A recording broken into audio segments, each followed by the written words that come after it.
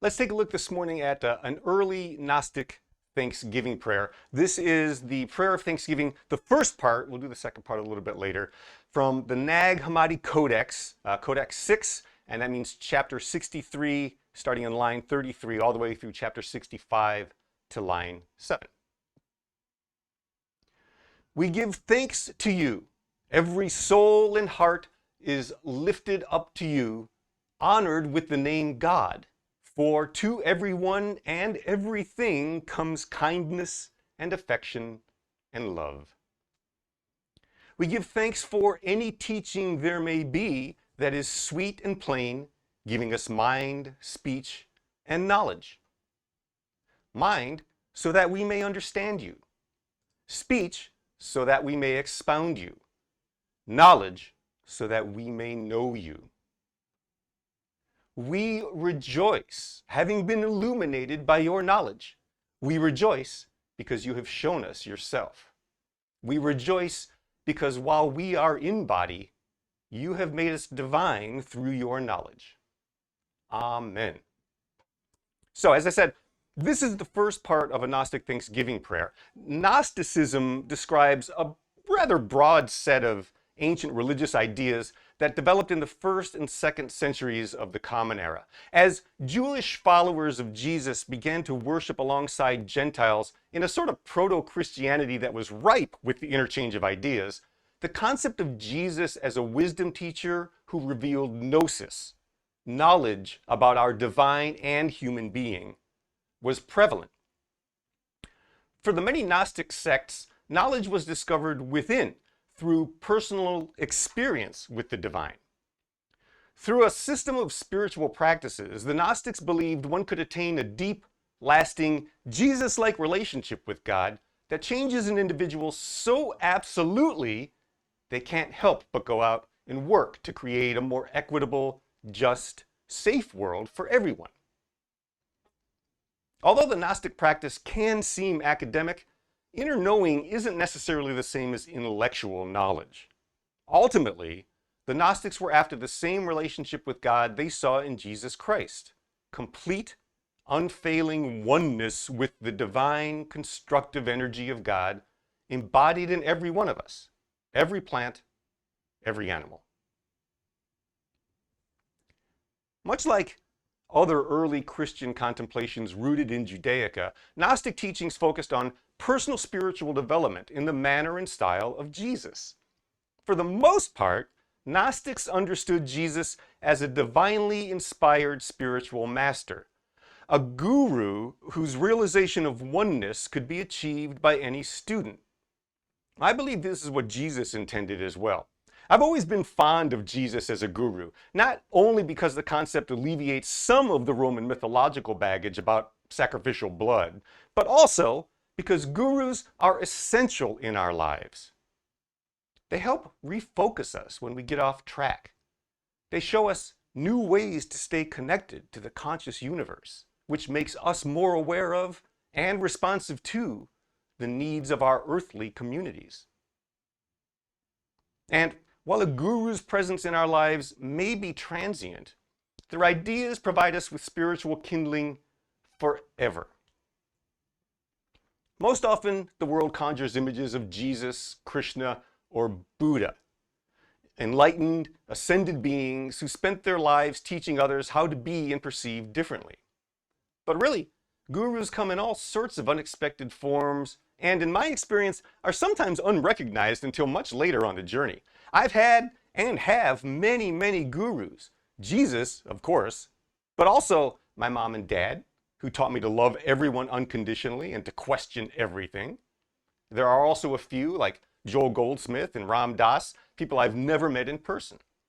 Nevertheless, these gurus have deeply affected my spirituality and continue to guide my thoughts about Jesus, God, and reality in general. Some of my most valuable spiritual prods have come from incidental gurus, people we associate with briefly. An incidental guru might come in the form of a waiter or a waitress, a convenience store attendant, a short-term assignment or a relocation, or even a stranger on a train. The conscious universe speaks to us in many ways, often from the most unexpected places and people. My family lived in Austin, Texas for my first year of high school. And for some reason, my brother Pat had a French tutor. Now, why we felt the need to take French lessons in Austin, Texas escapes me at the moment, as does the reason why I ended up sitting in on them. However, I'm sure it had something to do with my mother meeting somebody somewhere while she was out and then inviting them over to do something for us, and suddenly, voila, mon frère et moi apprenons français.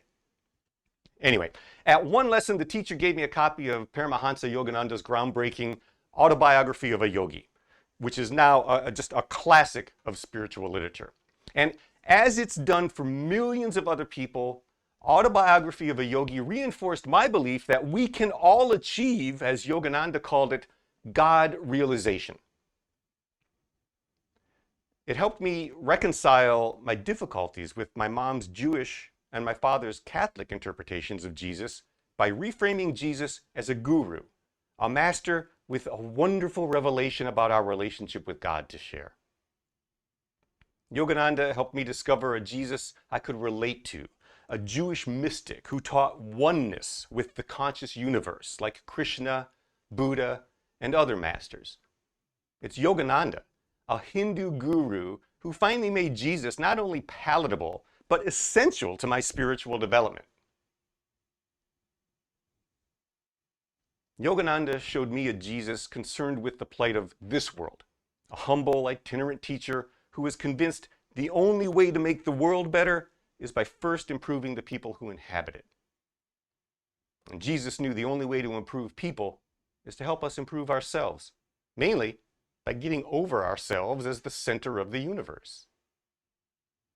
Now, it's not easy to reframe Jesus because as we begin to awaken to a more authentic representation of him, the orthodoxy threatens us with damnation of our soul and even expulsion from our church homes. The Orthodox, for whose sins Jesus must die, ironically find somehow impossible the idea that we could instead all achieve Jesus' heightened awareness of God. So, I am thankful for the incidental gurus who think otherwise, who lead me to other gurus who lead me to Jesus, who points me ever toward God, toward realization of oneness, toward acting like a merely decent human being.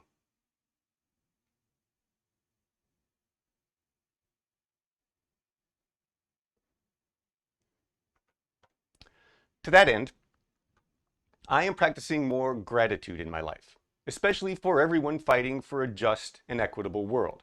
So, if I may help us begin what I hope is not only a season, but a lifetime of gratitude. I am thankful for indigenous people everywhere and their unrelenting spirituality and grace, for their continued fight for the earth as a conscious living being. I pray to the conscious universe for a government with more indigenous representation. We need your influence badly. I'm thankful for the roller coaster ride of being human, with all of its breathtaking space shots and heartbreaking landmines. I'm thankful for spiritual communities worldwide who are redefining and reevaluating religion and faith and all of our ancient ideas and understandings of the universe. I am exceptionally thankful for my family, blended from all these different strands of God being. I'm thankful for science and scientists whose curiosity drives us to the stars and inside the inner workings of matter, revealing a more wondrous reality than we imagined, one infused by consciousness in every quark. And I'm thankful for my chance encounter with an enlightened French teacher in Austin, Texas, a purveyor of ancient wisdom if ever there was one, a gift of an incidental guru who started me on a journey full of incidental gurus too many to name, most of whom have no idea I'd named them that way anyway. And I am beyond thankful for this community of seekers who effortlessly inspire each other with your own inquisitive spiritual natures. Thanks, gurus, all of you.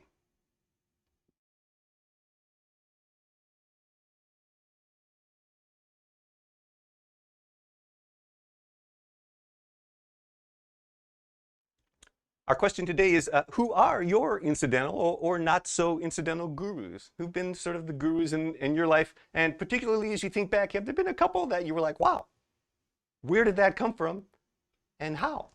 Let's chat with each other about the incidental gurus in our lives. I'm going to send you into breakout rooms as usual for 10 minutes or so. Share freely with each other, as I know you will. And if somebody would take some notes so that we can share with each other when we get back into the larger group, I'd appreciate that very much. Enjoy your discussions, my friends. Please accept the invitations on your screen. We'll see you back here in about 10 minutes.